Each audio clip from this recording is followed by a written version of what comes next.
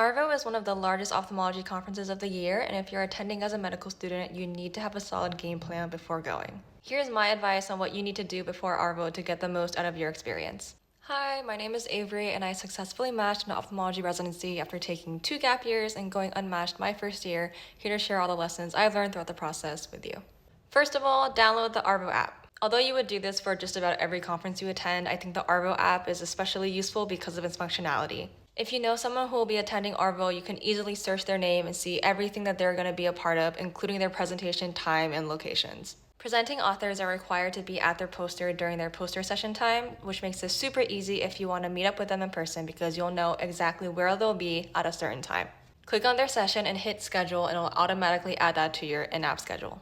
If you don't know anyone specifically by name, you could also look up a program by their name or state. For example, I could search Arkansas and immediately find everyone associated with UAMS who has some sort of presentation going on at ARVO. Just showing face, expressing genuine interest, and asking for advice can really go a long way in forming a good initial first impression that you can then build on over the coming months.